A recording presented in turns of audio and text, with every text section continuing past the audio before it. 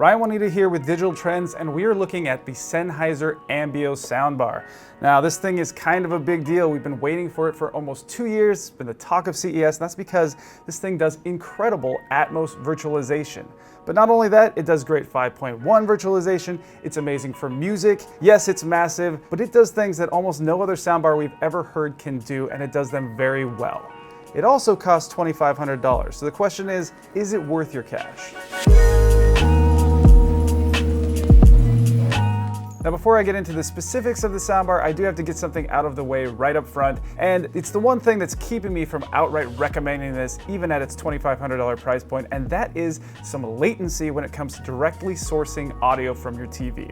Either of the digital inputs, we found latency, which would create a very minor but very notable lip sync issue for anything sourced from the television, and that is a problem for a bar of this price point, or really any bar. So we're gonna talk about that going forward. There's a couple other things, but really that latency issue is what's holding me back from outright recommendation of this amazing sounding bar.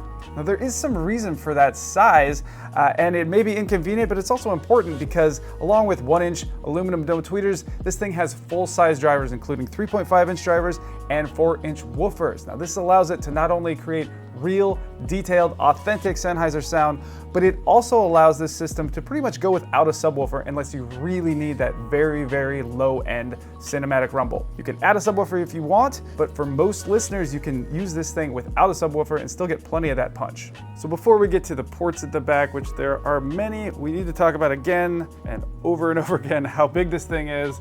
It is 50 inches long, it weighs over 40 pounds, and it's just a bear to get up and running. You have to stick it on these foam things and stick it on its face to connect everything. You'll need a friend for that. And of course, you're gonna wanna mount it. It's a $60 mounting kit. You'll have to add into the expense if you wanna mount the bar or you wanna mount your TV, one or the other, because it will fill up a ton of screen space. Now again, I had lip sync issues, just a little bit of notable delay when connecting with either the ARC input or the optical input when sourcing sound directly from the TV. But if you're not going to source much sound from the TV, you can see you have a lot of other options because there are 3 HDMI 2.0A inputs for just about all of your devices, so that could work out for you. It's also worth pointing out that, as you see here, it's not just HDMI ARC, it's HDMI eARC. Now, this is the new format. It's going to replace ARC, or Audio Return Channel, and it stands for Enhanced Audio Return Channel. So it does a lot of things. It's supposed to allow for uncompressed audio from your TV to go straight into the bar. It's going to be a higher bitrate, but it also is supposed to allow to basically fix any latency between the TV and the soundbar or AV device. So it's supposed to fix those lip sync issues that we're having. Now, of course, eARC is rolling out slowly. We only know of a couple of TVs that have it right now, so it's going to be a long process, but it is nice to know that this is future-proofed and that it could be a fix for those latency issues. Now, other inputs include Ethernet connection to go along with the Wi-Fi connection and Bluetooth streaming, a subwoofer out, as I mentioned earlier, and then an RCA input. You might even want to use this because it sounds so good with music. You could actually connect your vinyl player and really enjoy your records through this thing. Now, apart from the great sound quality, part of what makes the Ambeo feel like such a luxurious system, and at $2,500 it should be a luxurious system, is its polished interface. And that starts with easy calibration with this crazy mic right here. You set this in the pole position seat, plug it in, and follow the instructions. Now, if you've connected with ARC, you can of course control volume and power with your TV remote, or you can use the Ambeo remote. Very basic functionality. It's really simply laid out. Because the processing is so good, you really won't need to adjust levels at all. It should be finely tuned to your room, so you can just switch sources, although they'll probably switch automatically. You've got volume, and you can easily turn on or off Ambeo virtualization like so. Any deeper functionality is controlled through Sennheiser's Smart Control app, and that allows you to do things like EQ settings. You can turn off the eco mode, all kinds of stuff like that, very simply through the app. We should mention that I had a little trouble connecting the app to the bar a few times, but I'm expecting that that's something that's just sort of first bar jitters and will probably be cleared up soon with a firmware update. But when it's working, it's very simple, very easy to use, and you can fine tune all kinds of stuff. Speaking of apps, you also connect the bar to Wi-Fi over Chromecast through the Google Home app. Now, the Google Home app is not my favorite app. I find it to be a little stubborn at times, but once you get it up and running, it's pretty simple and easy to stream to the bar over Wi-Fi.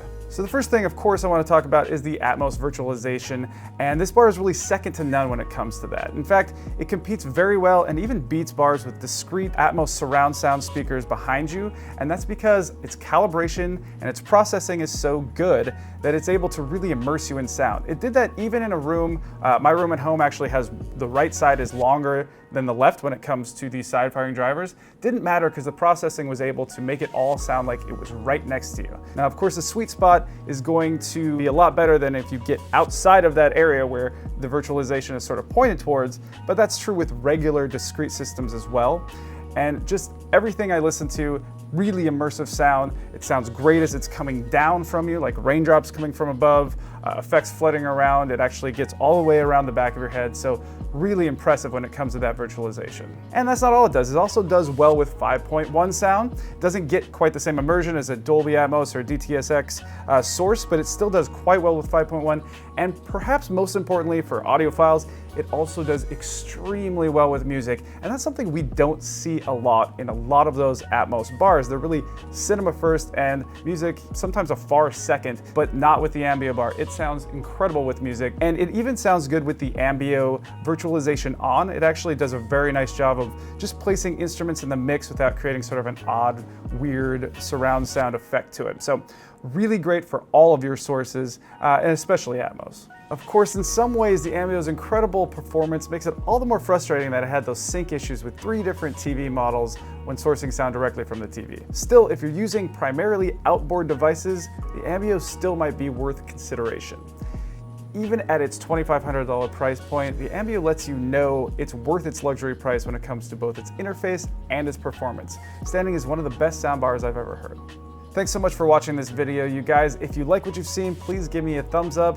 Go ahead and drop a comment in the comment section. I'll try to answer as many questions as you have down there. And of course, you can see more videos like this one right over here, and you can find this full review and all sorts of other reviews at digitaltrends.com. And of course, please subscribe to our page. We'd love to see you again.